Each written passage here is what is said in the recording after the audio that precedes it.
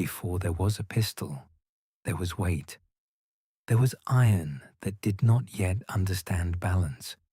There was fire that did not yet understand timing. There was a human hand trying to control something louder than itself. The pistol is a late invention in the long history of firearms.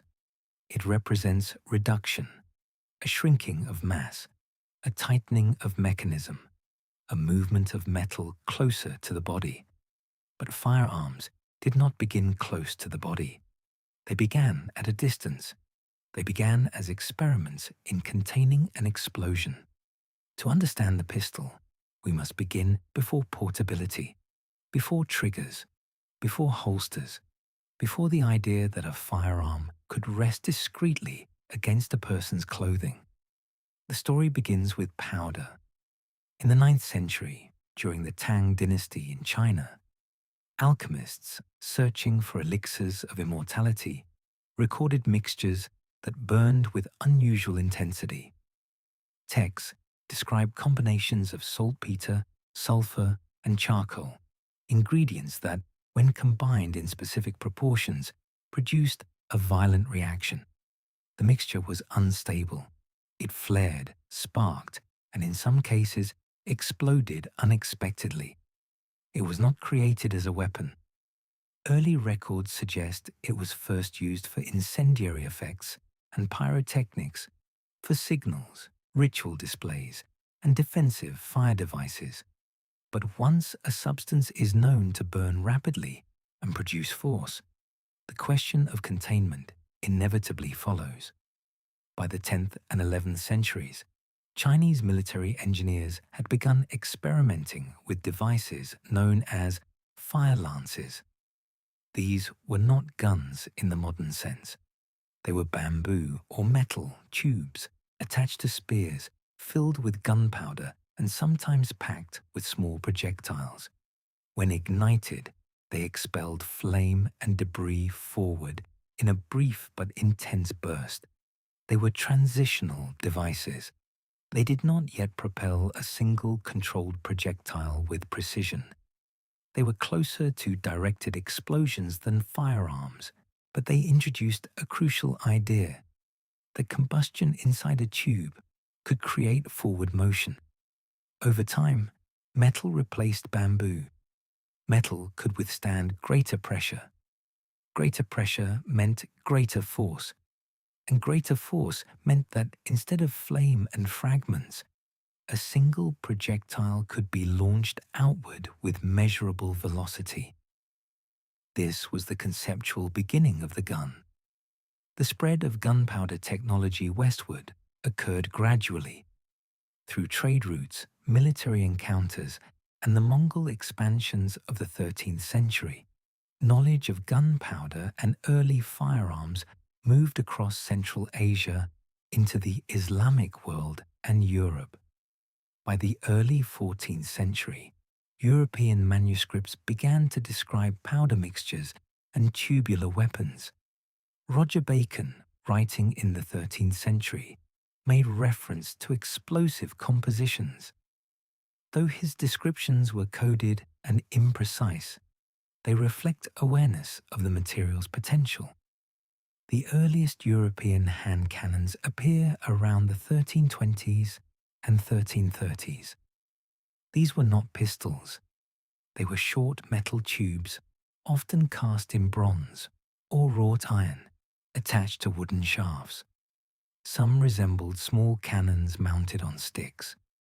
Others were simple cylindrical barrels with a touch hole drilled near the rear. They were heavy. A typical early hand cannon could weigh several kilograms. The shooter would load loose powder into the muzzle, insert a stone or metal ball, pack it with wadding, and then apply a lit match or heated rod to the touch hole. There was no trigger. There was no mechanical ignition. The operator had to hold the device steady while bringing fire to it manually. The ignition was unpredictable. Sometimes the powder caught immediately. Sometimes it smoldered. Sometimes it failed entirely. The delay between applying flame and discharge could not be precisely controlled. Accuracy was minimal. The projectile was often irregular in shape. The barrel interior was smooth and sometimes uneven. There were no standardized calibers. Each piece was slightly different, shaped by local casting methods and available materials. And yet, even in this crude form, the hand cannon represented a shift. For the first time, a single individual could produce explosive force without the need for a large siege engine. The weapon did not require multiple crew members. It did not rely on tensioned wood or twisted rope, as crossbows did. Its energy came from chemistry rather than stored mechanical stress. But it was not personal. It was awkward to carry, slow to reload, dangerous to operate. A misfire could injure the user. A cracked barrel could rupture. These early firearms were often used in defensive positions or mounted on fortifications. They supplemented bows, crossbows, and polearms rather than replacing them. Throughout the 14th and 15th centuries, gradual refinements emerged. Barrels became more uniformly cast. Ironworking techniques improved. Gunpowder composition was refined into what is known as corning, a process that produced granulated powder with more consistent burn characteristics. But ignition remained primitive. The key problem was not the projectile, it was the flame. Applying an open flame to a touch hole required two hands, or at least divided attention. It required exposed fire in conditions that might include wind, rain, or movement. It made mounted use extremely difficult. Before the pistol could exist, ignition had to become mechanical. In the late 15th century, the matchlock mechanism began to appear in Europe. This was a decisive step. The matchlock introduced a simple lever system. A slow-burning cord, treated with chemicals to ensure steady combustion, was clamped in a movable arm known as a serpentine. When the trigger was pulled, the serpentine lowered the glowing match into a small priming pan containing fine powder. The flame passed through a vent into the main charge inside the barrel. For the first time, ignition was integrated into the weapon's structure. The shooter no longer needed to manually bring fire to the barrel. The fire was already attached, but this mechanism still required preparation. The match had to be lit before engagement. It emitted smoke and glow, revealing position at night. It could be extinguished by weather, and it remained slow. Early handheld firearms with matchlock systems were still long and often supported by rests. They were ancestors of the arquebus and musket.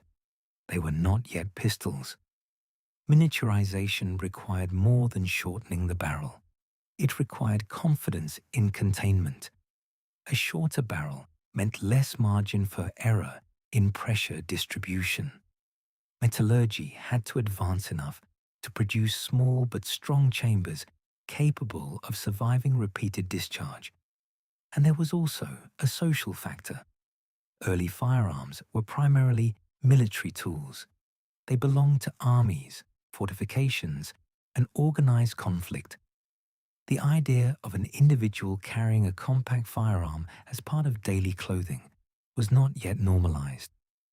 Before the pistol, firearms were instruments of collective force.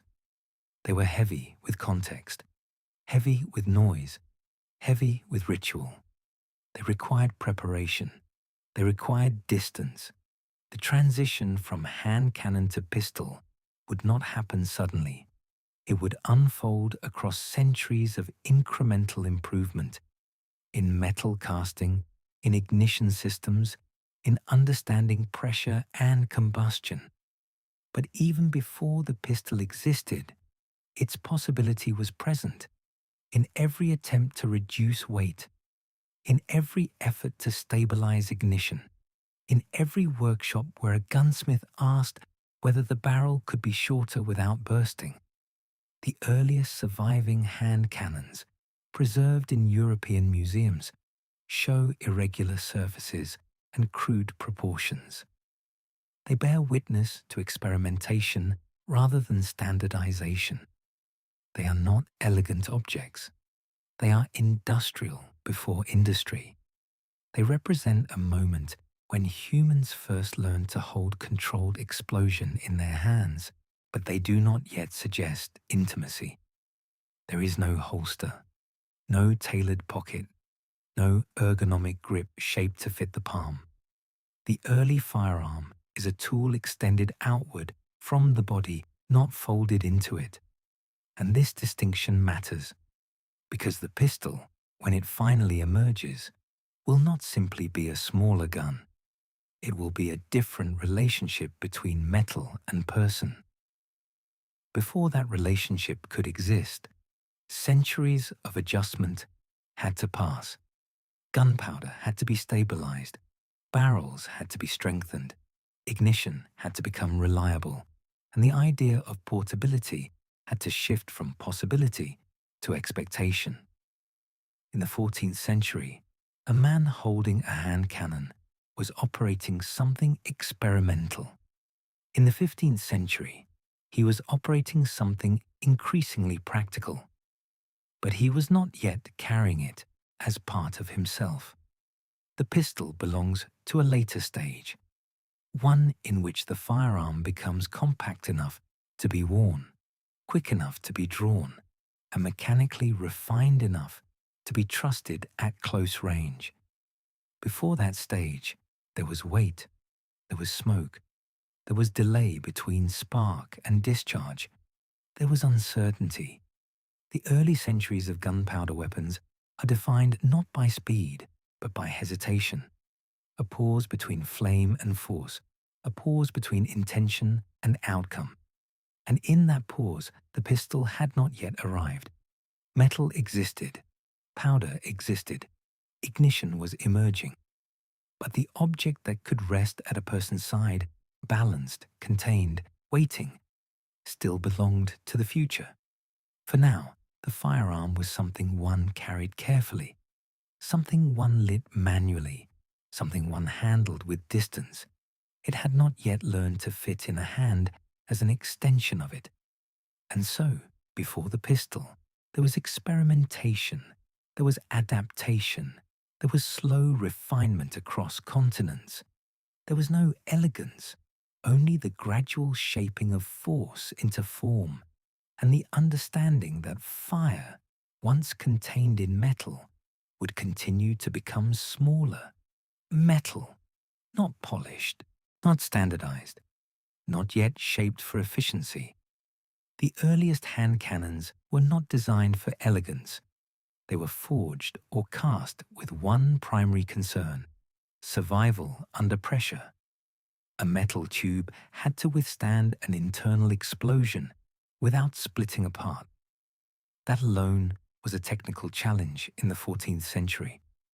Most early examples were made from wrought iron bars hammered together and forge welded into a cylinder, or from bronze cast in simple molds. The interior was rarely smooth. The bore could be uneven. Thickness varied along the length of the barrel. Symmetry was not guaranteed. What mattered was containment. Gunpowder. By the time hand cannons appeared in Europe in the early 1300s, gunpowder had already evolved from its earliest Chinese formulations. The mixture typically consisted of saltpeter, potassium nitrate, charcoal, and sulfur, in proportions that gradually became more consistent over time. Early European powders were often weaker than later refinements. They burned less predictably.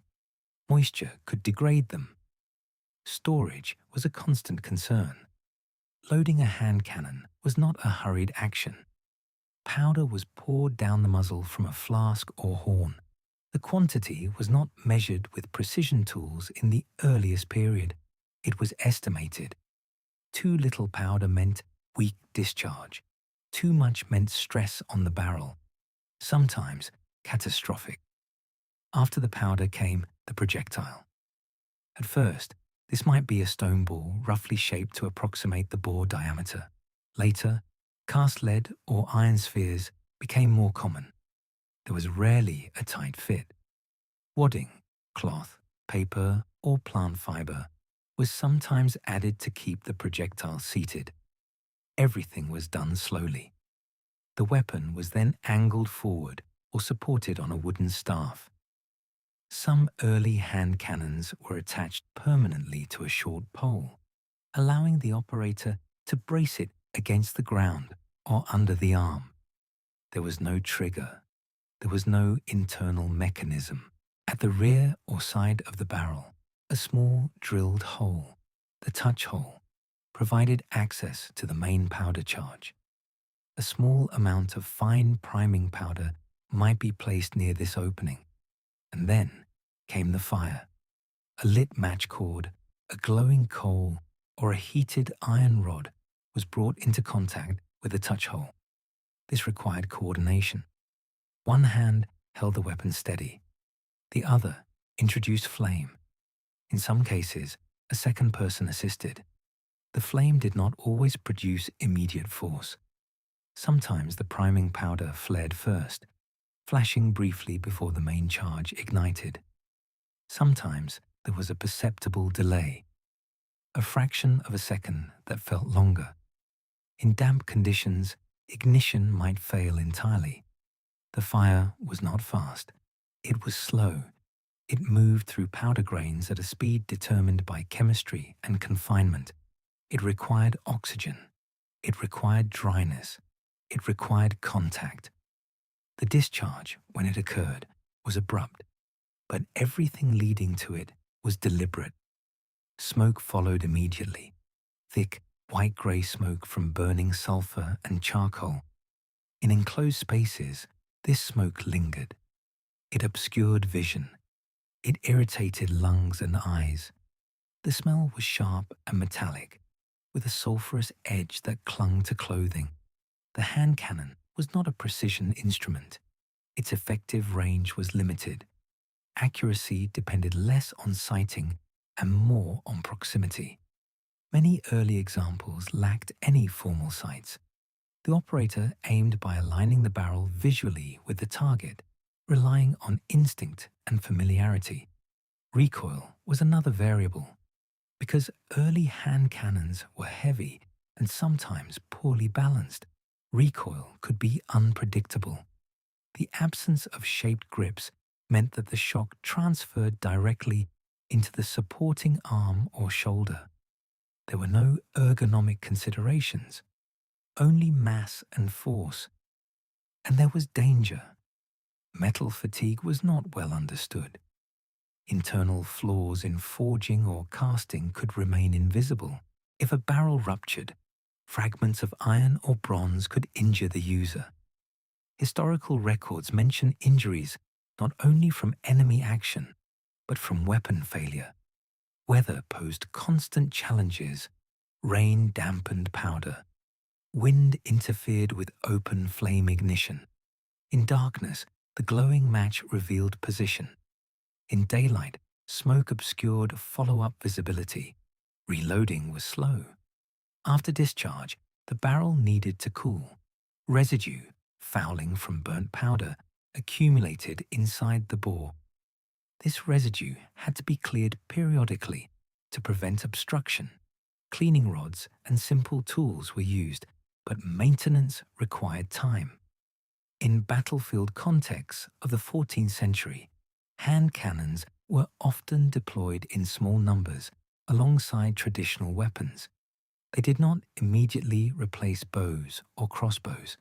Their rate of fire was slower. Their reliability was lower. But their psychological effect was notable. The sound was different. It was not the twang of a bowstring or the clash of steel. It was a concussive report, a compressed thunder. In early uses, the noise itself could unsettle opposing forces unfamiliar with explosive weapons. Yet the fire remained slow. The operator had to prepare in advance. The match had to be lit before engagement. The powder had to be kept dry. There was no instant readiness. Every shot was preceded by procedure. The earliest surviving European hand cannons, such as those found in Tannenberg, dated to the late 14th century, or preserved in museums in Germany and Sweden, show thick-walled barrels and minimal shaping. They were tools of transition. They marked the moment when explosive chemistry became handheld, but they were not refined.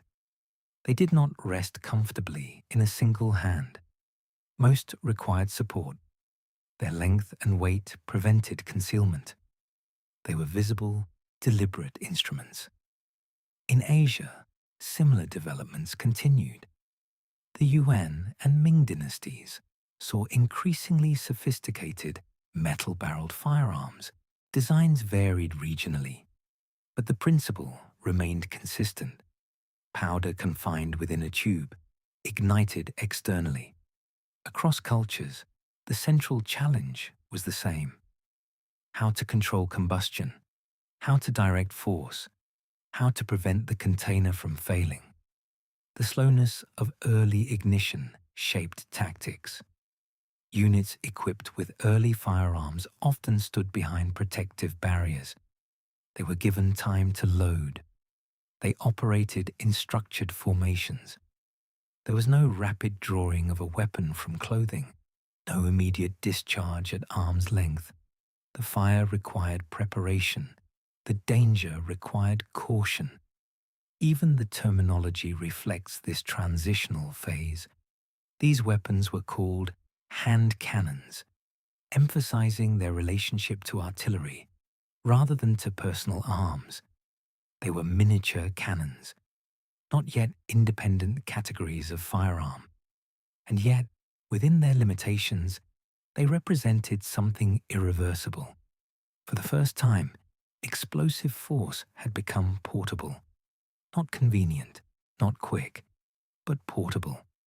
The transformation from siege engine to handheld tube had occurred. That alone altered military engineering and metallurgy. Gunsmiths began to specialize.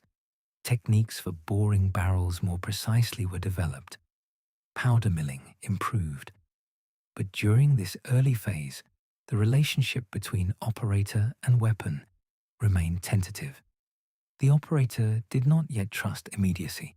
He trusted sequence: powder, projectile, wadding, prime, ignite, wait. The pause between applying flame and hearing discharge was brief, but perceptible. That pause contained risk. If the powder failed to ignite immediately, the operator could not assume safety. Approaching a misfired barrel too quickly could result in delayed discharge. Thus, early firearm manuals advised patience. Wait before repriming. Wait before inspecting the barrel. Fire was not instantaneous. It was slow and dangerous. Over time, attempts were made to improve ignition reliability. Small pans were added to hold priming powder more securely.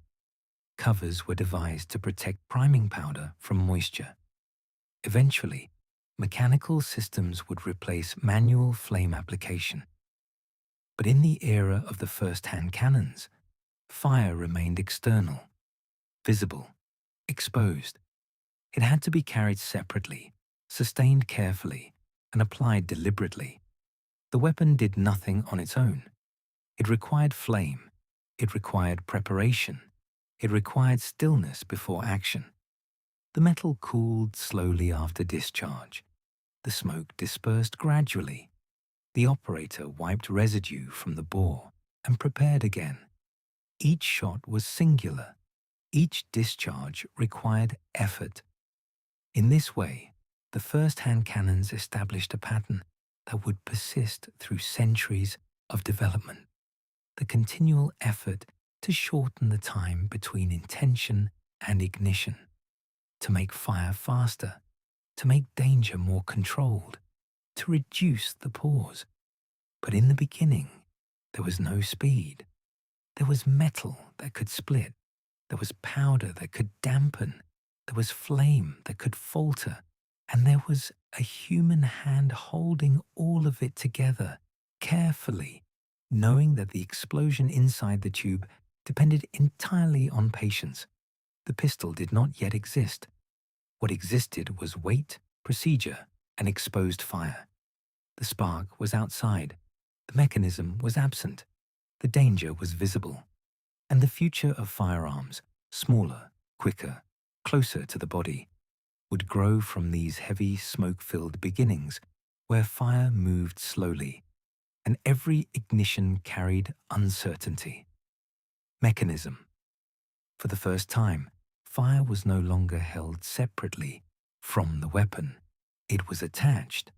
The matchlock did not eliminate flame. It reorganized it. It placed the burning cord into a controlled arm, connected to a simple lever, which could be moved with a finger instead of a separate hand. This was not yet speed, but it was coordination. By the late 15th century, European gunsmiths had begun integrating ignition systems directly into handheld firearms. The central innovation of the matchlock was the serpentine, an S-shaped metal clamp designed to hold a slow-burning match cord. This cord, treated with chemicals such as saltpeter to ensure a steady glow, smoldered rather than flamed openly. The cord did not burn quickly. It crept. It consumed itself gradually, maintaining a red ember at its tip. The serpentine was connected to a pivot and trigger bar. When the trigger was pressed, the serpentine rotated downward, lowering the glowing match into a small priming pan filled with fine powder. That powder flashed, sending flame through a touch hole into the main charge inside the barrel. Mechanism. The concept was simple, but its effect was significant. Ignition no longer required a second hand to apply flame. The shooter could aim and fire in a more unified motion. Both hands remained on the weapon. The act of discharge became more deliberate and more integrated, yet it remained slow. Before engagement, the match had to be lit manually. Soldiers often carried lengths of match cord wrapped around their shoulders or belts, glowing faintly at the ends. In damp weather, maintaining that glow was difficult. Rain could extinguish it. Wind could accelerate its burn. The glowing tip was visible in darkness. It revealed position. The smell was constant. Burning match cord produced a steady scent, sulphurous, faintly acidic, mixed with the residue of treated fibers. When combined with black powder smoke after discharge, the air became dense. Thick white smoke lingered low to the ground. Clothing absorbed it. Hands carried it long after firing ceased. The matchlock era was defined by preparation. To load a matchlock firearm, the shooter poured the main charge down the barrel, inserted the projectile, rammed it firmly, then placed a smaller quantity of fine powder into the priming pan. A metal cover often protected this pan from wind and debris. Only then could the mechanism be set. The match cord was adjusted so that its glowing end sat correctly within the serpentine clamp. Too short, and it would not reach the pan. Too long, and it could drop ash or extinguish prematurely. Trigger. The trigger itself was typically a simple curved lever. It required pressure, but not precision engineering by modern standards. Internal components were forged individually. There was no industrial uniformity. Each firearm reflected the hands that made it. When the trigger was pressed, the serpentine lowered. The match touched powder. A flash occurred in the pan, brief, bright, contained. Then the main charge ignited. There was often a perceptible delay between the pan flash and the discharge. This delay, known historically as lock time, varied depending on powder quality and maintenance. It was not instantaneous. The shooter had to remain steady during this pause, flinch too early, and the shot would drift, close the eyes at the flash, and aim would suffer. The process required discipline. In military formations of the 16th century, matchlock arquebusiers operated in coordinated ranks. One rank fired while others prepared. Because reloading remained slow, volley fire became a tactical solution. The weapon was integrated into systems rather than relied upon individually. But something had changed. The firearm was becoming more self-contained. The burning element was part of the object. The human hand no longer needed to approach the barrel with open flame. The mechanism translated finger movement into ignition.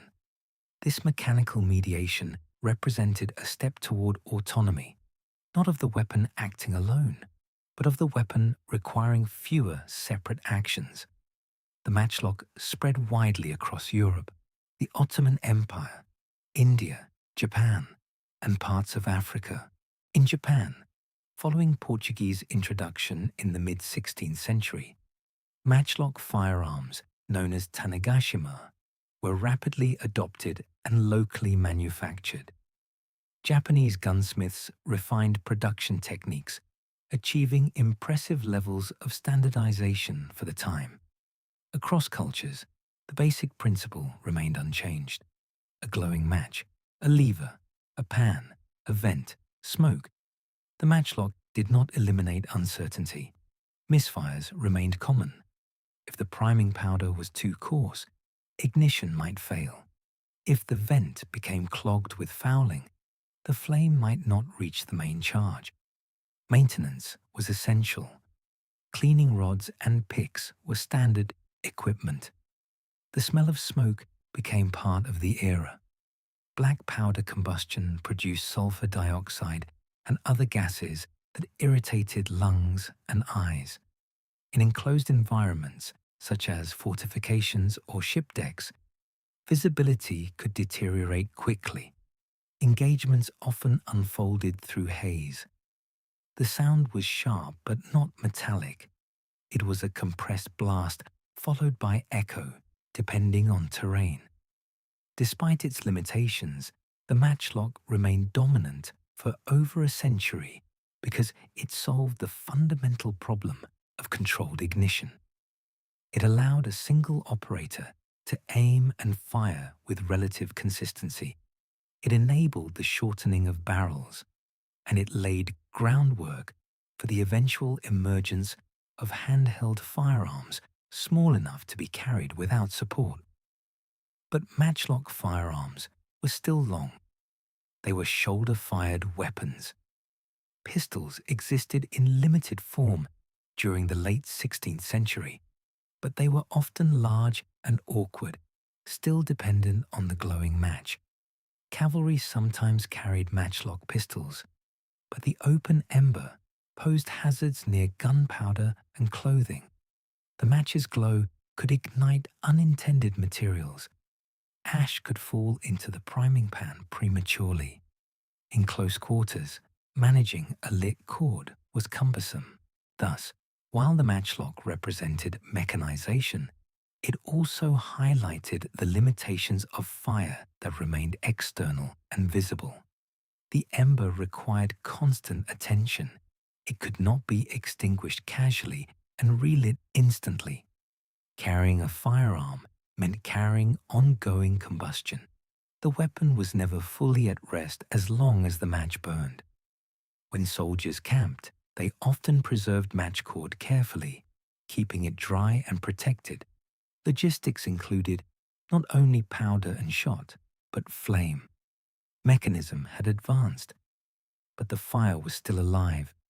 The matchlock era sits between two conditions: the crude hand cannon requiring separate flame, and the later self-sparking systems that generated ignition internally.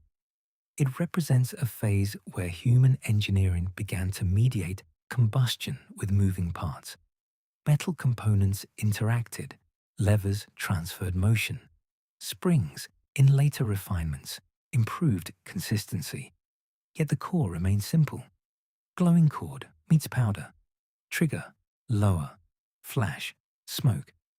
The pistol, as a compact personal firearm, would require further innovation, specifically the elimination of exposed flame.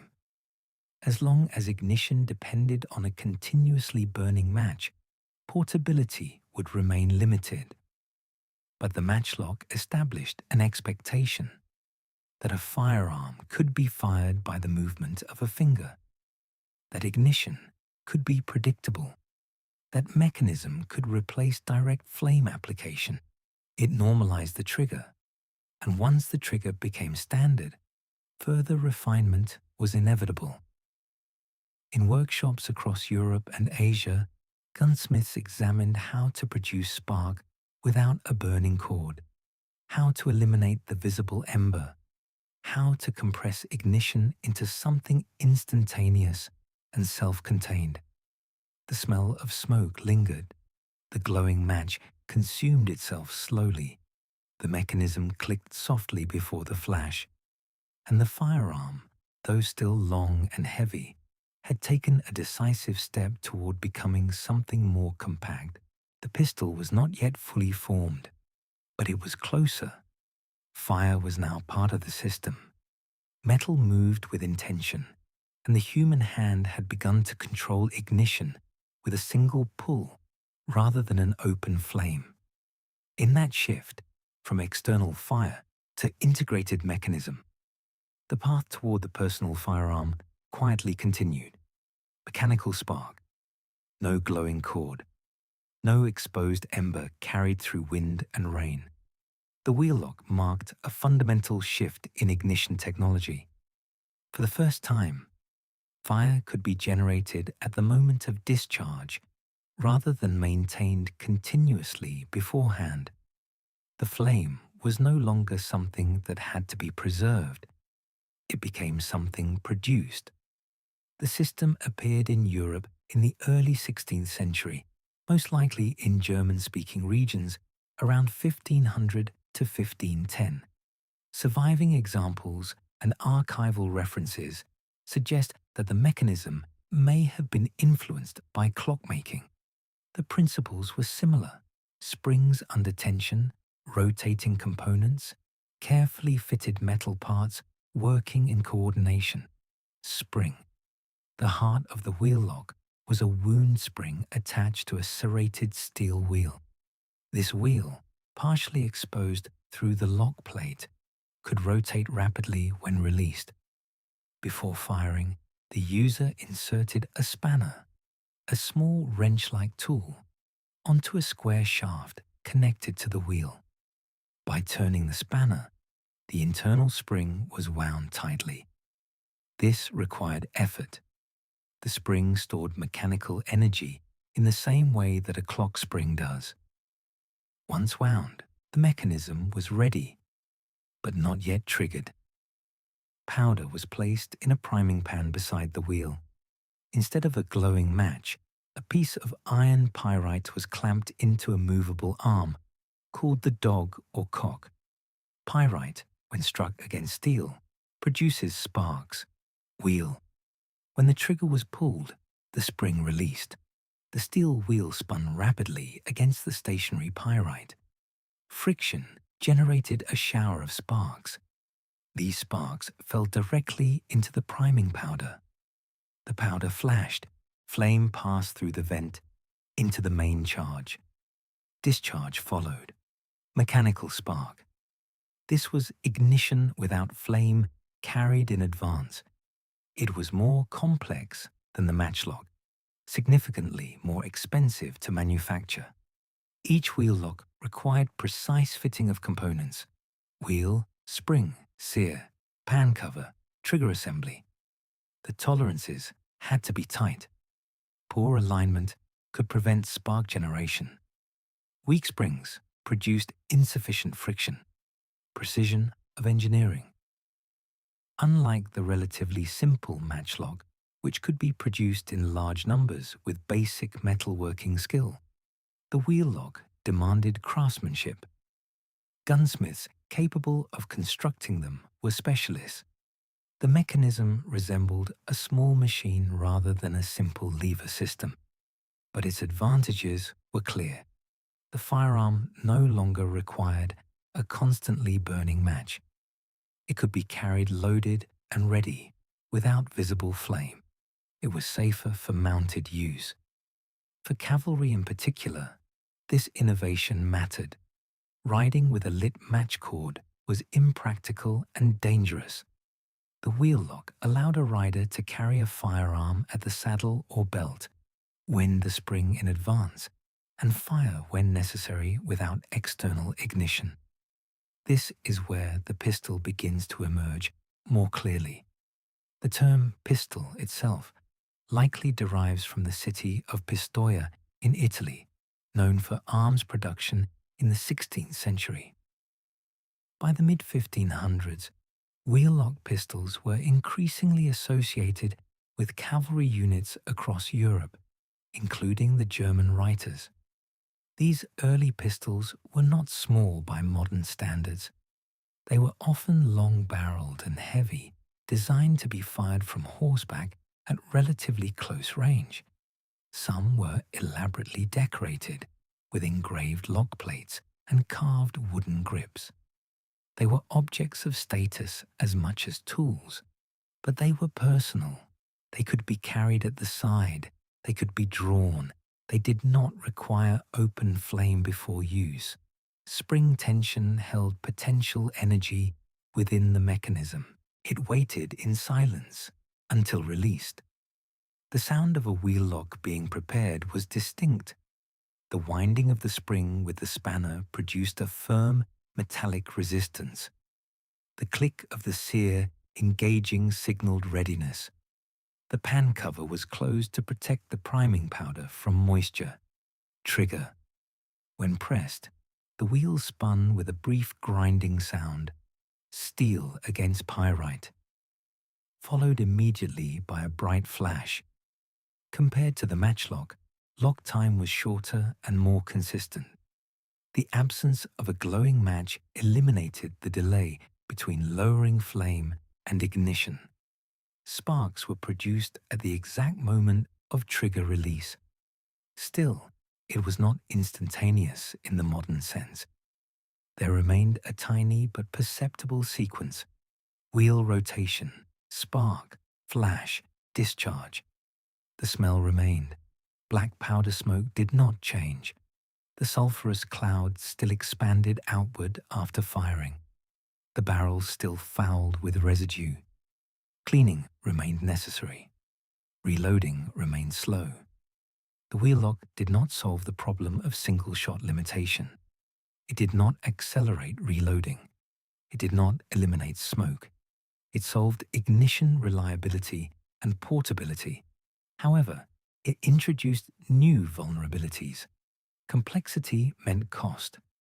Wheellock pistols were expensive, often owned by nobility or professional soldiers rather than common infantry. The mechanism contained delicate components that could break. Springs could snap. Wheels could wear down. Repair required skill. Maintenance was critical. If the wheel became smooth from repeated use, spark production decreased. Pyrite fragments needed replacement. Internal lubrication was necessary to ensure smooth operation. Yet despite these drawbacks, the wheellock represented a decisive step toward the pistol as a personal object. It allowed concealment. It allowed readiness without visible flame. It allowed a firearm to rest at the side, inert but prepared. In social terms, the wheellock pistol became associated with mounted elites. Cavalry tactics evolved to include close-range discharge, followed by withdrawal or secondary weapons. The pistol was not yet an everyday civilian accessory, but it was no longer restricted to static infantry formations. Engineering, had entered the weapon. The lock mechanism resembled a small clockwork device embedded into wood and steel. Decorative examples from the 16th century show intricate engraving and careful shaping, reflecting both technical and aesthetic investment. This was no longer a crude tube attached to a stick. It was a composite object, woodstock shaped to fit the hand. Metal barrel bored more precisely than earlier centuries. Internal components fitted together with calculated alignment. The wheellock era demonstrates a broader pattern in technological history. As mechanisms become more precise, objects become more individualized. The pistol, in this phase, began to align with personal ownership rather than collective supply. It could be worn, it could be paired. Many cavalrymen carried two, stored in saddle holsters. It could be prepared quietly. Spring tension replaced glowing ember. Wheel replaced match. Spark replaced flame carried across time. The danger was still present. A loaded wheel-lock pistol, fully wound, held mechanical energy under tension. Accidental discharge could occur if dropped or mishandled. Early safety mechanisms were minimal. Yet compared to carrying an open burning cord, it represented a refinement. Mechanical ignition reduced environmental dependency. Rain could still dampen priming powder, but there was no flame to extinguish. Wind did not matter to the spark. Darkness did not reveal position through glowing match. The pistol, in its wheel-lock form, was not yet widespread among civilians, but it had crossed an important threshold. It was now technically feasible to create a compact firearm that could function independently of constant fire. Precision engineering had entered the story. Spring, wheel, spark, trigger, the sequence had become internal. And with that internalization, the pistol stepped closer to becoming not merely a shortened gun, but a distinct category, an object designed for individual carry, relying on mechanical exactness rather than exposed flame. The wheellock would eventually be replaced by simpler and cheaper ignition systems. Its complexity limited mass adoption, but its influence endured. It proved that fire could be generated on demand. It proved that mechanism could compress preparation into a single motion. And it demonstrated that engineering refinement would continue to shrink the distance between intention and ignition. The metal was no longer waiting for a flame brought from outside. It carried its own method of spark. Quiet, wound, under tension, waiting for the trigger to release stored motion into a brief flash of fire. Flint, hard stone shaped to an edge, not rare, not mechanical in the way the wheellock had been. The flintlock represented simplification, a reduction in moving parts, a reduction in cost, and an increase in reliability. It replaced clockwork precision with controlled impact. By the early 17th century, various forms of flint ignition had begun to appear in Europe. The most influential version, often called the French flintlock or true flintlock, emerged in the early 1600s and gradually replaced earlier systems across much of Europe by the late 17th century. Its principle was direct. A piece of flint was clamped into the jaws of a cock, a pivoting arm under spring tension. In front of it sat a steel plate called the frizzen, which also served as a cover for the priming pan. Steel. When the trigger was pulled, the cock snapped forward under spring tension. The flint struck the steel frizzen at high speed. The impact shaved tiny fragments of steel, heated by friction into sparks. At the same moment, the frizzen flipped open, exposing the priming powder in the pan. The sparks fell into the powder.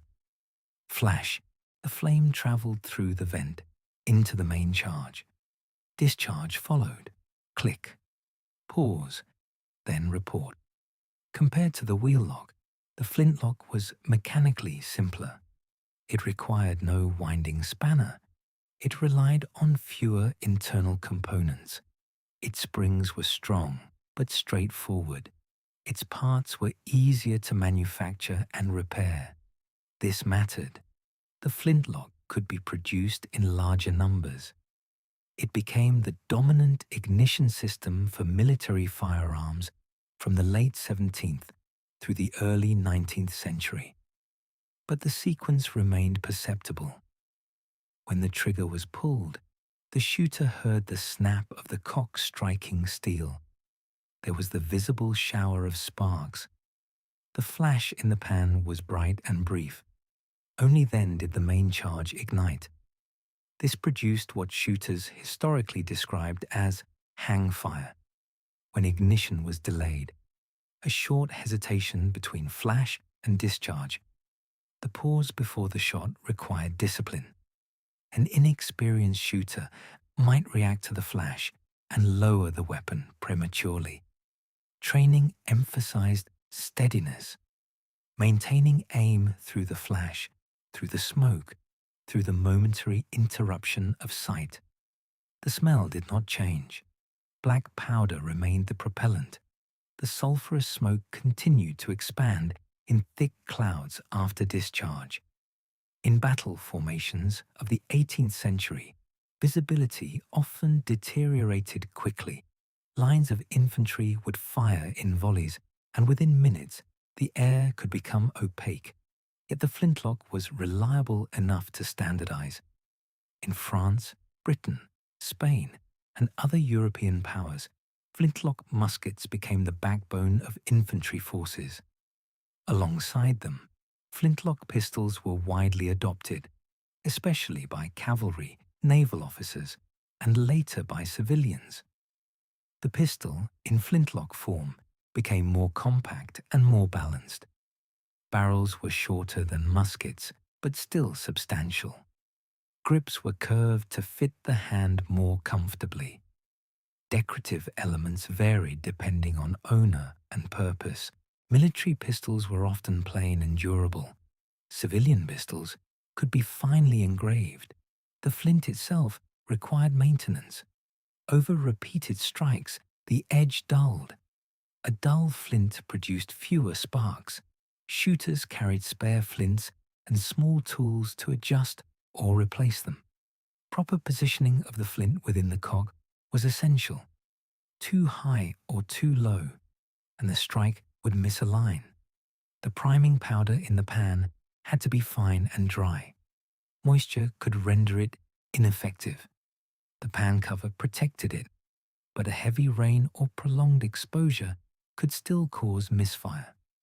Despite these vulnerabilities, the flintlock system achieved a balance between reliability, affordability, and mechanical simplicity that allowed firearms, including pistols, to proliferate widely.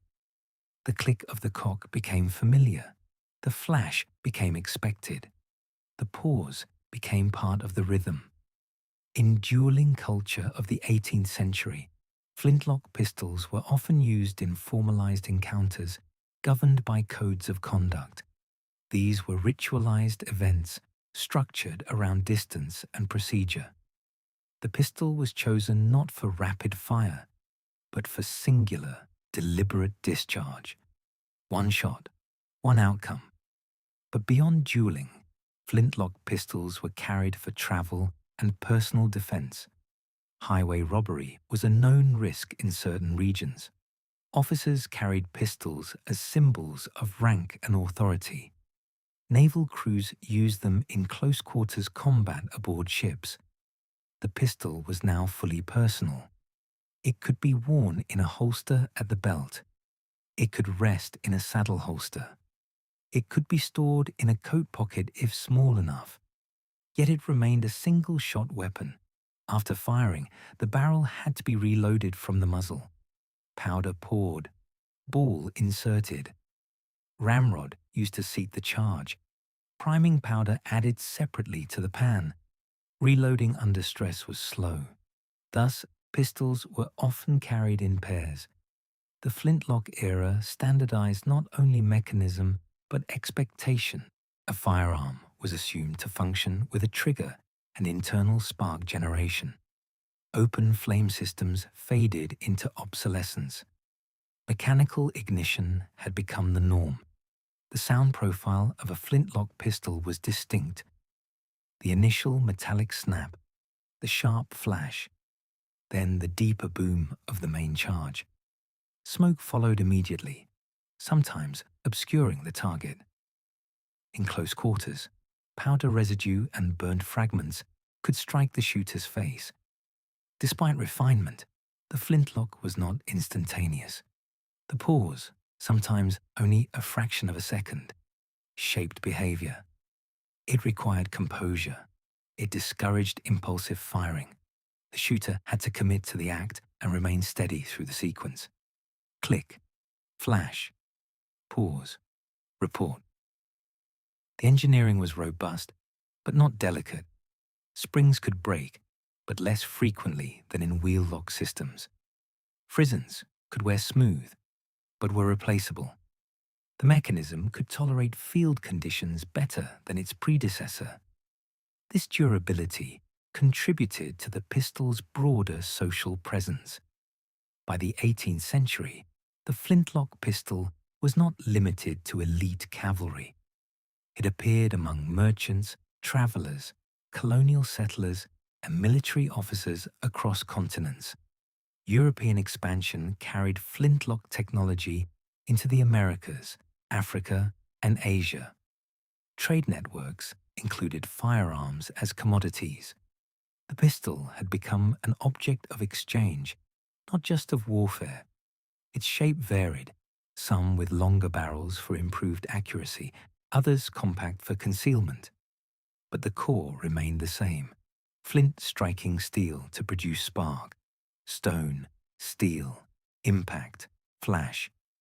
The relationship between intention and ignition had shortened compared to the matchlock.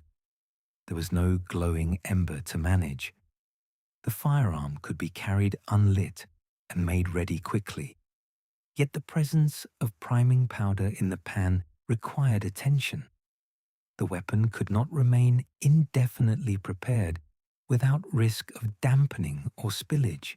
The flintlock would dominate for nearly 2 centuries, until the development of percussion caps in the early 19th century introduced a new form of ignition based on shock-sensitive compounds. But during its era, the flintlock defined the pistol.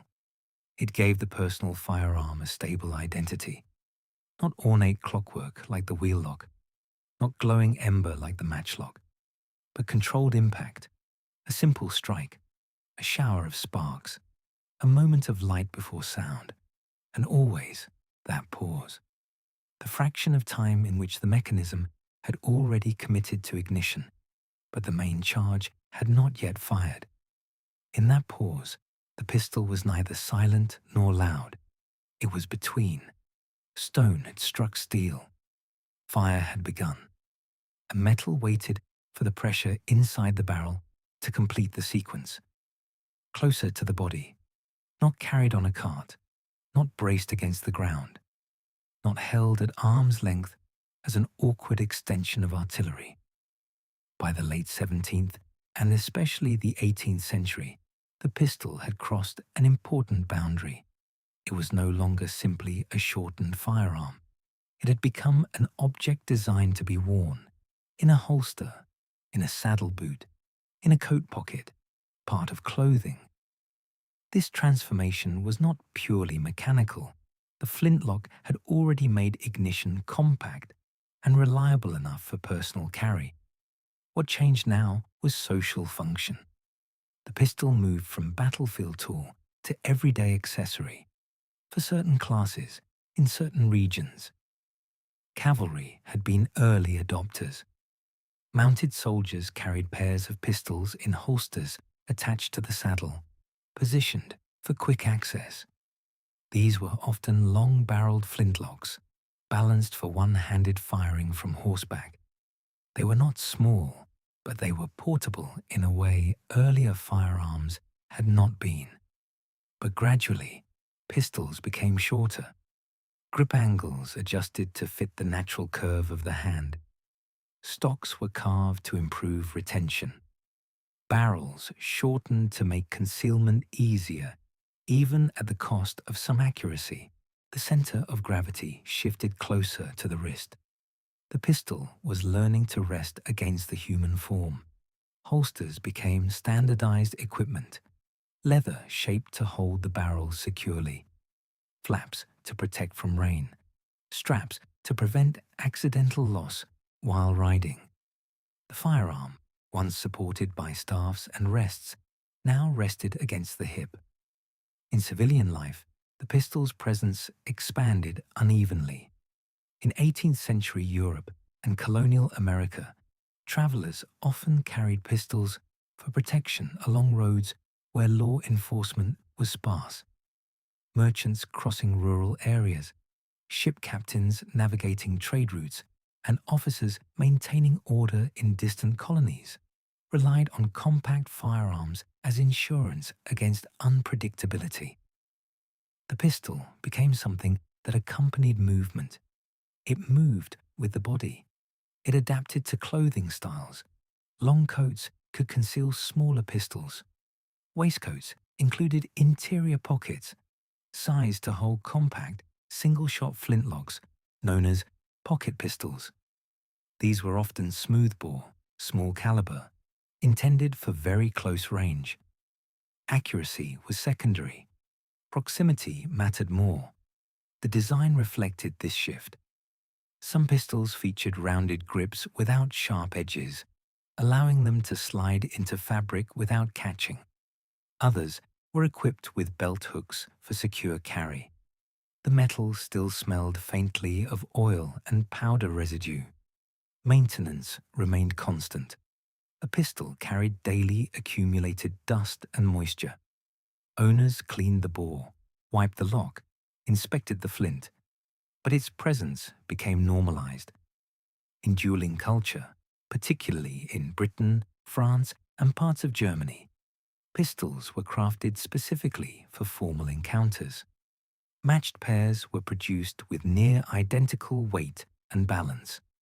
The ritual emphasized fairness, equal distance, equal weapons, measured paces. Yet outside ritual, the pistol's role was quieter. It lay beneath clothing. It rested in a drawer. It traveled in carriage compartments. It was no longer only an instrument of formation warfare. It was personal property. Industrial production had not yet fully arrived, but gunsmith workshops increased output. Standard patterns emerged. Military contracts specified dimensions and calibers. The idea that pistols could be produced in series rather than individually commissioned began to take hold. Ownership broadened slowly. In some regions, laws regulated who could carry arms. In others, enforcement was inconsistent. Cultural attitudes varied widely. In certain frontier territories, carrying a pistol was common practice. In urban centers, it was less visible. The weapon's proximity to the body changed perception. When firearms were long and heavy, they were tools used at distance. When they became small enough to conceal, they altered personal space. The pistol introduced immediacy, not rapid fire. That innovation would come later, but readiness at close range. The sound of a flintlock pistol being drawn was subtle. Leather shifting, metal brushing fabric, the cock pulled back with a firm click, the pan primed. Click, pause, smoke. The intimacy of the pistol also meant increased responsibility. Accidental discharge remained possible. The flintlock's half-cock position served as an early safety mechanism, preventing the cock from falling forward unless fully drawn and released. Even so, carrying a loaded pistol required caution. The barrel was smoothbore, the projectile seated firmly against powder. A single discharge represented finality until reloading. This single-shot limitation shaped behavior. Many individuals carried 2 pistols if possible. After firing one, the second served as backup. Reloading in close quarters was impractical.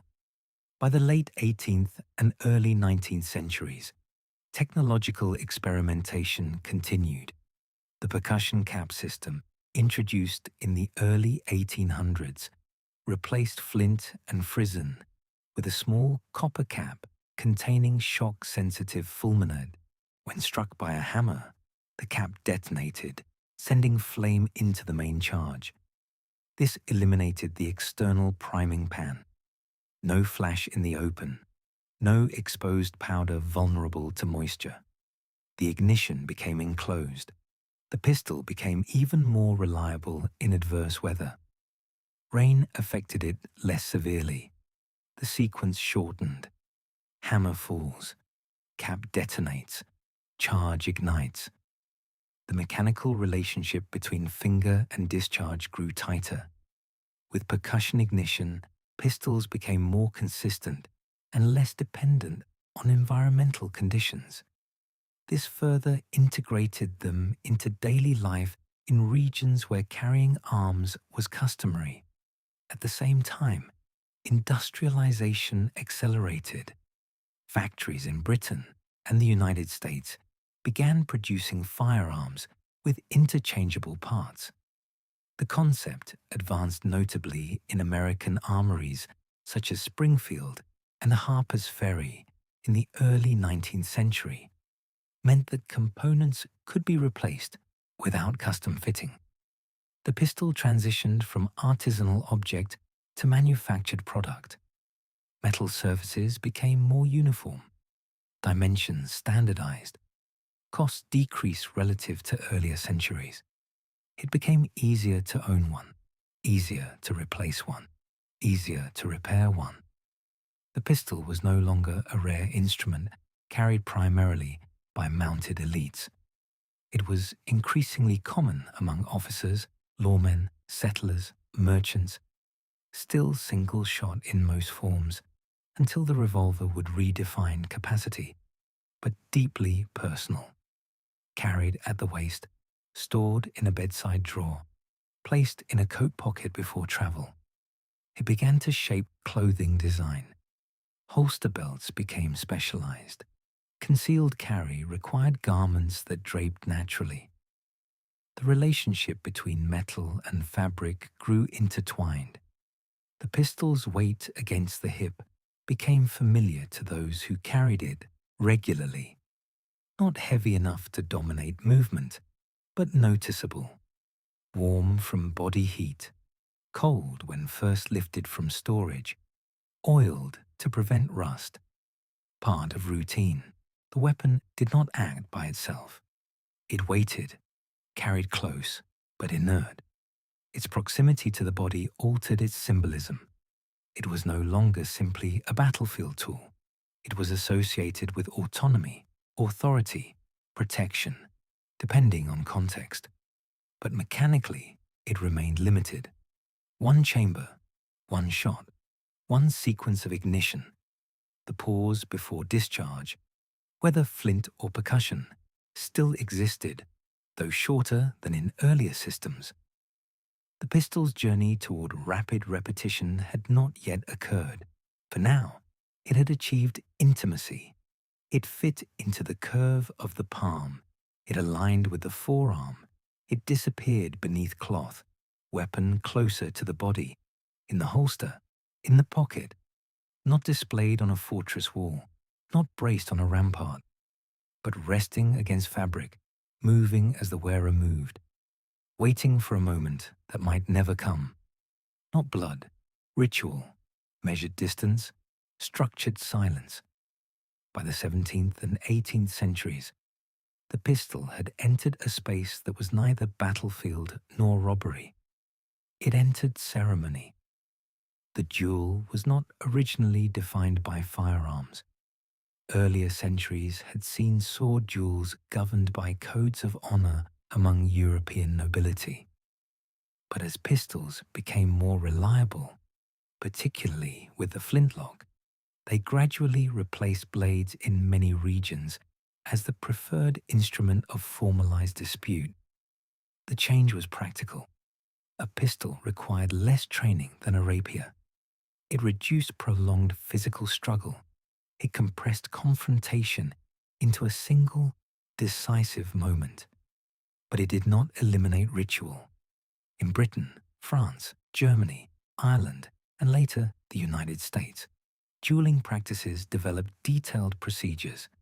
These were not spontaneous acts. They were arranged through intermediaries, known as seconds, representatives who negotiated terms, selected weapons, and ensured fairness. The pistols were often matched pairs, identical weight, identical balance, identical trigger tension. Crafted specifically for dueling, these sets were stored in fitted wooden cases lined with velvet or baize. The case often included powder flask, bullets, ramrod, spare flints, cleaning tools. Precision mattered, not because accuracy was expected at long range, but because equality was essential. The ritual emphasized symmetry. Distance was measured in paces, 10, 12, sometimes more. The participants stood facing one another or back to back before turning. The specific code varied by region and era. In Ireland, the Code Duello of 1777 formalized many conventions. In France, etiquette evolved differently, but retained the same central concern. Honor must be satisfied without chaos. Steps, silence, witnesses present. The air often still. The pistol, in this context, was not an instrument of rapid violence. It was a device that concentrated social tension into a single mechanical act. Flint struck steel. Flash. Pause. Report. Often, duels did not result in fatality. Some were fought to first blood. Others allowed deliberate misfire. A participant might intentionally aim away to signal satisfaction without injury. In some cases, the mere act of appearing and firing fulfilled the obligation. It was theatre, but structured theatre. The ritual attempted to impose order on conflict between individuals of similar social standing. Duels were rarely fought between unequal classes. They were expressions of perceived insult among peers, officers, aristocrats, politicians. In Britain, during the 18th century, dueling was technically illegal, yet prosecutions were inconsistent. Social norms sometimes tolerated it within certain circles. In France, dueling persisted despite periodic bans. In the young United States, prominent figures such as Alexander Hamilton and Aaron Burr participated in pistol duels under established conventions. The pistol's mechanical reliability made the ritual viable. With flintlock ignition standardized, both participants could expect roughly similar performance. The pause between flash and discharge required composure. A duelist had to maintain posture through the ignition sequence. There was no rapid exchange. Typically, each participant had a single shot. After discharge, seconds intervened. If neither party was injured and honor deemed restored, the duel concluded. Silence defined the moment before firing. The seconds measured distance. The participants took position. The pistols were loaded carefully, often by the seconds to ensure impartiality. The flints were inspected. The priming pans were filled. The cock was drawn back. The click echoed faintly in open air. In that instant before the signal, the environment seemed unusually quiet. No battlefield noise, no formation commands, only breath, then the signal, a count, or a word. Trigger pressure applied. Flash, smoke. The smoke briefly obscured vision. Observers waited to see if either participant fell. Many duels ended without death, but injury was common. Medical knowledge of the time was limited. Even non-fatal wounds could lead to infection. The ritual sought to regulate violence, but it could not eliminate its consequences. The pistol's presence in dueling culture influenced its design. Grip ergonomics were refined for single-handed steadiness. Triggers were adjusted for smooth pull. Some dueling pistols were rifled to improve accuracy, though smoothbore remained common earlier on. Unlike military pistols designed for ruggedness, dueling pistols were often crafted with aesthetic care. Polished wood stocks, engraved lock plates, balanced proportions. They were not meant for concealment. They were meant for ceremony. The act of drawing them from a fitted case reinforced their purpose. They were tools reserved for a specific social event. This context distinguished the pistol from other weapons of the period. On the battlefield, pistols were secondary arms. In civilian travel, they were protective measures. In dueling, they became instruments of symbolic resolution. Not blood first, ritual first. The duel emphasized restraint as much as confrontation. There were rules against firing before the signal, rules about distance, rules about apology and reconciliation. The pistol's single-shot nature reinforced the finality of the act. There was no rapid correction if aim faltered. The sequence occurred once. Click, flash, pause, smoke. After discharge, the pistols were lowered. Seconds stepped forward. Doctors, if present, examined wounds. Often, the event ended quickly. The duel's decline in the 19th century coincided with shifting legal systems and changing social norms. As states strengthened centralized authority, private ritualized violence became less tolerated. Public opinion shifted. Formal dueling faded gradually in many regions, though it persisted longer in some. But for nearly 2 centuries, the pistol had occupied this ceremonial role. It stood between insult and reconciliation, between pride and mortality.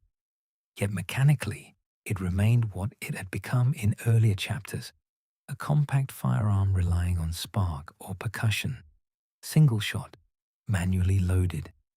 The ritual did not change the mechanism, it changed the meaning. The pistol was no longer only an object carried close to the body. In duels, it was presented openly, balanced in the hand, examined by witnesses. It became a symbol of equality under agreed conditions, however fragile that equality might have been. Steps counted carefully, distance measured precisely, silence before ignition. The ritual tried to impose predictability on chance, but chance remained. The flash could distract. The flint could misfire. A gust of wind could shift smoke. Human steadiness varied. The pistol did not guarantee outcome. It only delivered force when triggered. And when the ritual concluded, the pistols were returned to their cases. Metal cooling, smoke dispersing, and the brief mechanical interruption of that silence before the smoke rose. Factories. Noise replaced silence. Hammers, lathes, milling machines. The pistol entered a new environment. For centuries, firearms had been made by hands that shaped each component individually. A gunsmith filed, fitted, adjusted. No 2 pistols were exactly the same. Even matched pairs required careful tuning so that parts aligned properly. Craft defined function. Industrial production altered this relationship. By the late 18th and especially the 19th century, mechanization began to reshape firearms manufacturing. The concept of interchangeable parts, components produced to consistent dimensions so that they could be replaced without custom fitting, transformed the pistol from artisanal object to standardized product. Repeatability. This shift is often associated with developments in the United States at armories such as Springfield and Harper's Ferry in the early 1800s. Under figures like Eli Whitney and later innovators, manufacturing processes moved toward precision machining. Metal parts were milled using jigs and gauges that ensured uniformity. Instead of one craftsman shaping each trigger by hand, machines cut multiple triggers to identical specification. Instead of filing each lock plate individually, dies stamped them into repeatable form. The pistol became measurable, caliber standardized, barrel length specified, spring tension calibrated. This did not happen instantly. Early attempts at interchangeability were imperfect. Some fitting was still required, but the direction was clear: uniformity over individuality. Factories replaced workshops. Rows of workers specialized in single tasks. One cut barrels, another fitted grips, another polished metal surfaces. Division of labor increased efficiency and output. Metal without uniqueness. Decoration declined in military models. Ornate engraving gave way to plain finishes optimized for durability. Function overshadowed embellishment. Mass production reduced cost. As prices fell, ownership broadened further. Pistols were no longer confined to officers, aristocrats, or skilled artisans. They became accessible to wider segments of society. At the same time, quality control improved. Machine tools enabled smoother bores and more consistent rifling. Metallurgy advanced with better steel production methods, including crucible steel and later Bessemer processes. Barrels could withstand higher pressures with greater reliability. The percussion cap system, already replacing flint ignition in the early 19th century, benefited from industrial manufacturing. Small copper caps containing fulminate compounds could be stamped and filled in quantity. Consistency improved ignition reliability. The pistol became less temperamental. Moisture affected it less severely. Ignition was faster. Lock time shortened. The sequence between trigger pull and discharge grew tighter, but industrialization introduced another change: scale. Firearms production expanded dramatically during periods of war. The Napoleonic Wars, the American Civil War, and various European conflicts accelerated manufacturing innovation. Contracts demanded thousands of pistols, not dozens. Factories responded with machinery. Steam power drove belts and shafts that turned cutting tools. Workers monitored gauges to maintain tolerances. Production schedules replaced individual pacing. The pistol, once an object shaped entirely by one pair of hands, became the outcome of coordinated systems. Its components could be assembled from parts made in different rooms, even different cities. This reduced dependency on master gunsmiths. It increased supply. It standardized repair. If a hammer broke, a replacement could be installed without reshaping the entire lock. Uniformity improved logistics. Armies could stock standardized ammunition. Training could assume predictable trigger behavior.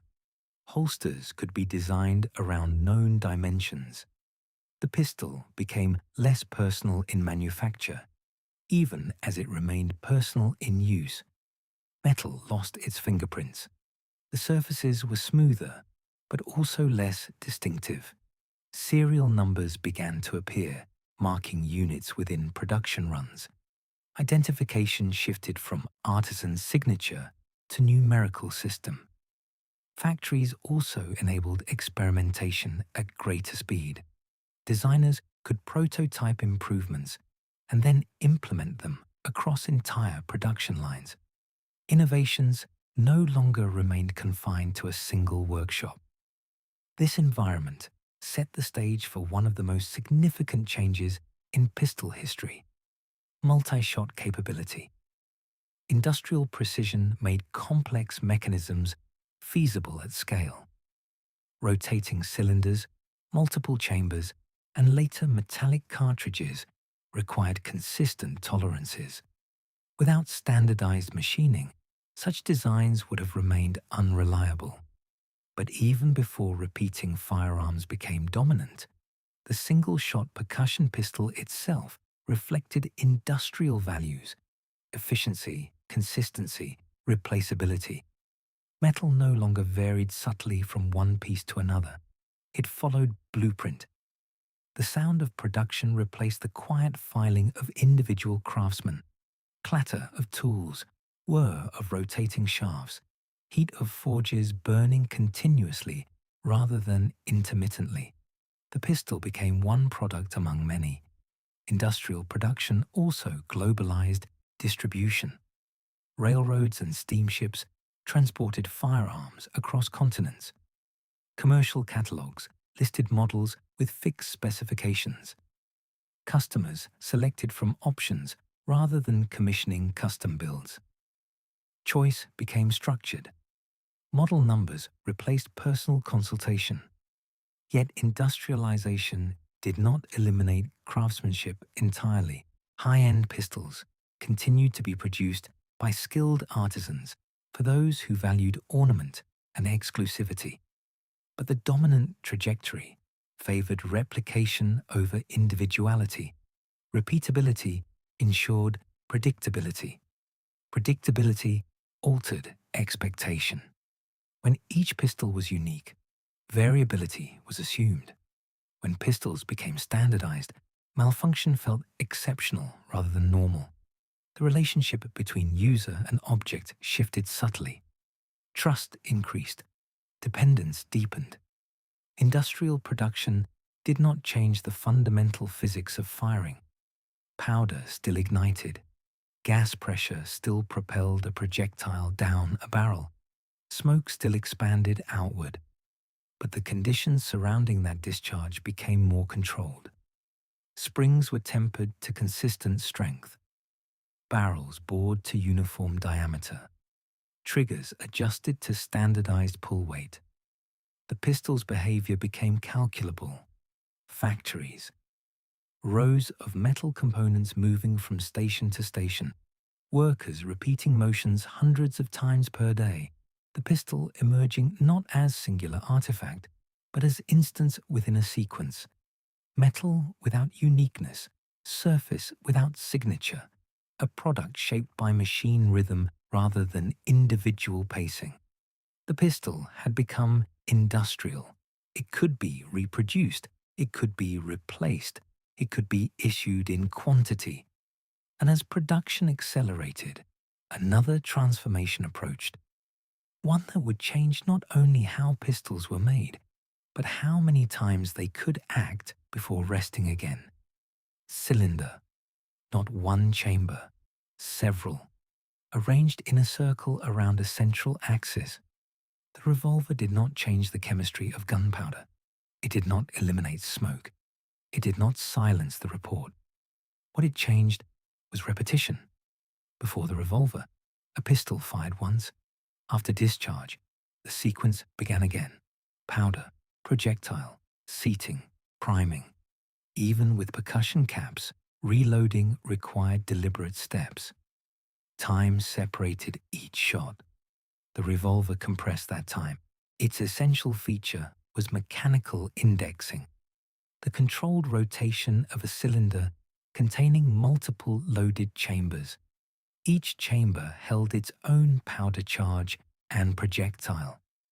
When the trigger was pulled or the hammer cocked, the cylinder rotated, aligning a fresh chamber with the barrel. rotation, alignment, ignition. This principle existed in experimental forms earlier, but it was in the 19th century that the revolver became practical and widely adopted.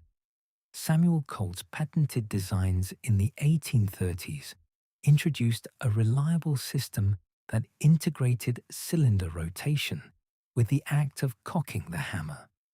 When the hammer was drawn back, an internal pawl engaged a ratchet at the rear of the cylinder. The cylinder turned. A locking bolt rose to secure it in place. The chamber aligned with the barrel. The hammer fell. The percussion cap detonated. The charge ignited. Discharge followed. The sequence was coordinated. Mechanical synchronization replaced manual repetition. The revolver did not fire faster because powder burned differently. It fired faster because preparation had already been distributed across multiple chambers, 6 shots commonly, sometimes 5, occasionally more. Each chamber preloaded, each cap placed in advance. After firing one chamber, the next was ready without reloading. Mechanics became faster. Not automatic, that innovation would come later, but significantly quicker than the single-shot pistol.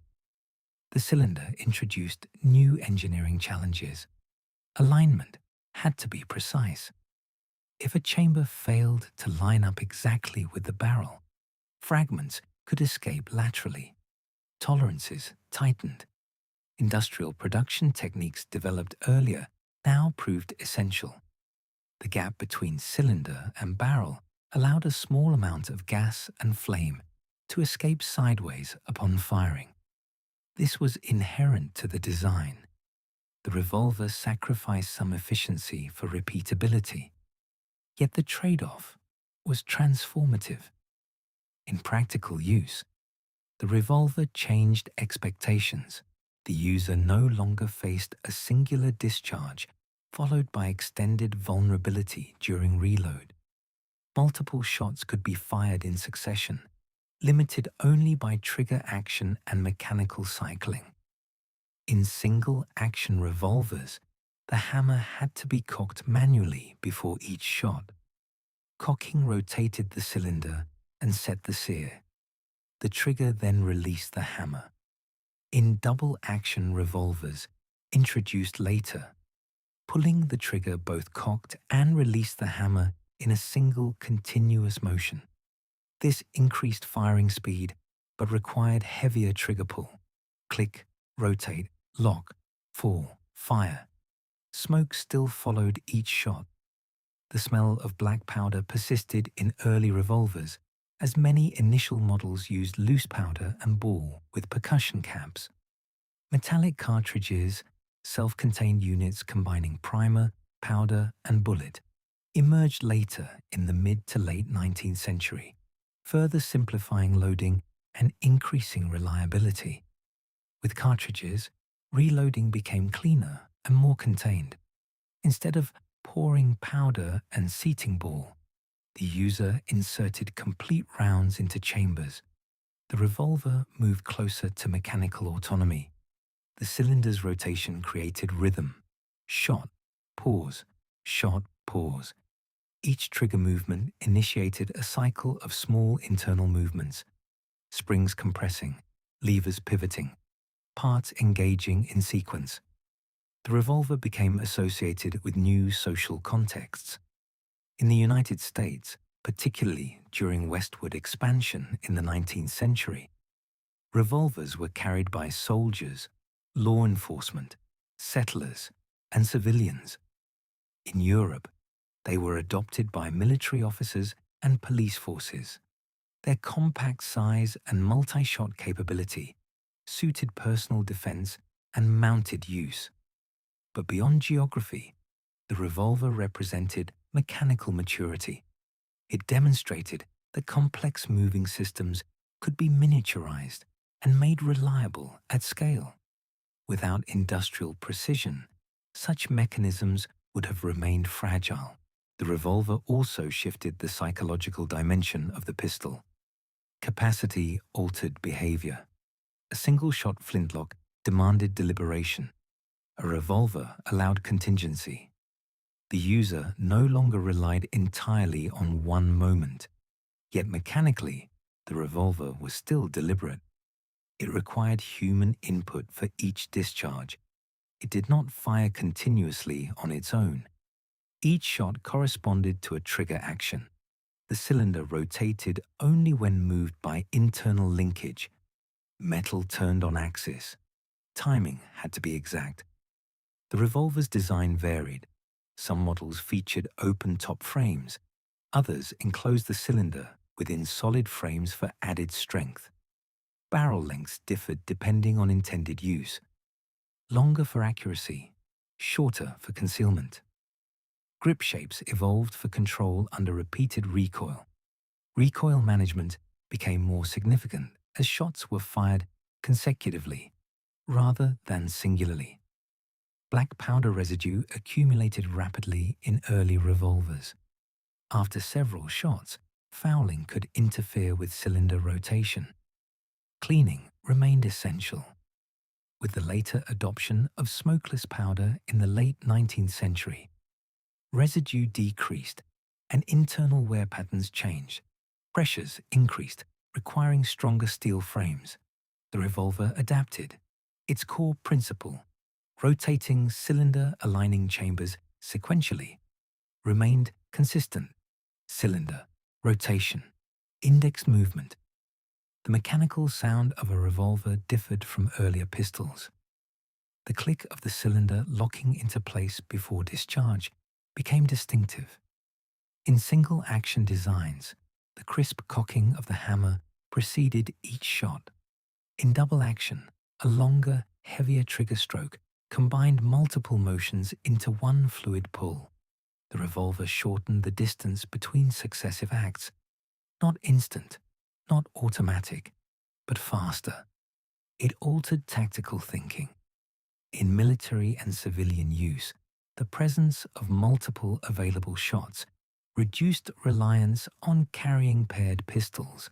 A single revolver replaced two single-shot weapons. Industrial production continued to refine these systems. Factories standardized cylinders, frames, and internal components. Serial numbers tracked output. Repair manuals circulated. Metal became system. Parts moved in coordinated sequence. The revolver marked the point at which the pistol fully embraced repeatability, not only in manufacturing, but in function. Before, repetition required manual reassembly. Now repetition was built into the object. Chambers waiting in circle, each containing potential, each aligned in turn. When the final chamber discharged, the cylinder rested empty. The mechanism could still rotate, but without loaded chambers, it produced only mechanical sound. Click, rotation, no report. The revolver did not eliminate the need for reloading. It postponed it. It made the pistol faster within limits, and in doing so, it carried the personal firearm into a new phase, one where mechanical sequence compressed time between decisions. Cylinder, turning quietly until the trigger calls it forward. Mechanics becoming quicker, but still dependent on the hand that moves them. Metal cools. After discharge, after smoke, after mechanism completes its cycle, the pistol becomes still. It does not move on its own. It does not act independently. It returns to silence. For centuries, the pistol evolved through chemistry, metallurgy, precision engineering, industrial repetition, and mechanical acceleration. From hand cannon to matchlock, from wheellock to flintlock, from percussion cap to revolver, each stage shortened the distance between intention and ignition. But once the trigger is no longer pressed, once the chamber is empty or the hammer lowered, the object rests. It lies on wood, in a drawer, inside a holster, on a table after cleaning. Metal slowly returns to ambient temperature. The sharp heat from combustion fades. Residual warmth disperses into air or fabric. The mechanism is inert without force applied to it. Springs remain under tension only if cocked. If uncocked, they relax into neutrality. The cylinder does not rotate unless turned. The hammer does not fall unless released. The pistol does nothing alone. It has no motion without contact. Throughout its history, improvements made it faster, more reliable, more repeatable. Yet none of those innovations granted autonomy. Every stage required deliberate human action. Powder had to be poured. Match had to be lit. Wheel had to be wound. Flint had to strike. Hammer had to fall. Cylinder had to rotate. Trigger had to be pulled. Without that final act, the application of pressure by a finger, the object remains a configuration of shaped metal and wood or polymer. It waits. In earlier centuries, waiting meant something visible. A glowing match cord burned slowly beside the weapon. A priming pan held powder exposed to air. Today, modern pistols may hold cartridges enclosed within chambers, invisible and stable. But even so, they are static until manipulated. Metal is patient. It does not anticipate. It does not choose. It only responds to force applied within designed parameters. After firing, cleaning follows. Residue must be removed, moving parts inspected, springs checked for wear. The ritual of maintenance reflects awareness that mechanical systems degrade without care. The pistol, resting on a cloth during cleaning, is disassembled into parts, barrel separate from frame, cylinder removed, slide detached. Each component reveals its function in isolation. None acts alone. Reassembled, the pistol regains its potential. But potential is not action. Across centuries, the pistol's meaning has shifted from experimental device to cavalry weapon, from dueling instrument to industrial product, from single shot to multiple chambers, from handcrafted uniqueness to serialized manufacture. But in every era, once set down, it returns to stillness. There is no internal motion when untouched, no spark without strike, no rotation without engagement. Metal cools, springs rest, chambers remain aligned but inactive. The object occupies space quietly. It reflects light from its surface. It accumulates dust if left unattended. It can remain in this condition for years. History attaches significance to its use, to moments when it discharged. Records document battles, duels, laws, and technological patterns. But the vast majority of a pistol's existence is spent at rest, stored, carried but unfired, locked in cabinets, displayed in collections, secured in holsters without being drawn, waiting. The evolution of speed, from slow match to rotating cylinder, altered the time between shots, but not the fundamental dependency on human decision. Mechanics grew faster, metal grew stronger, ignition grew more contained. Yet agency remained external. The pistol does not initiate, it responds.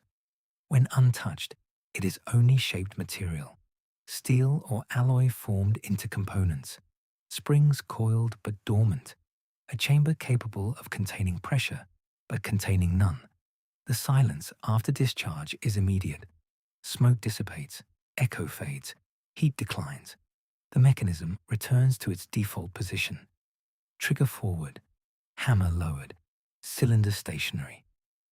In this state, the pistol resembles what it truly is, an engineered object with no will of its own. It cannot load itself. It cannot aim itself. It cannot decide. It waits for context, for hands, for environment, for intention. Across centuries, societies have debated its place, regulated it, standardized it, mass-produced it, refined it. But mechanically, the truth remains constant. Without input, it rests, metal cooling in air, unmoving, inert, waiting for a force that may or may not come. And in that waiting, stripped of smoke and sound, the pistol returns to what it always has been at its core. Not action, but potential.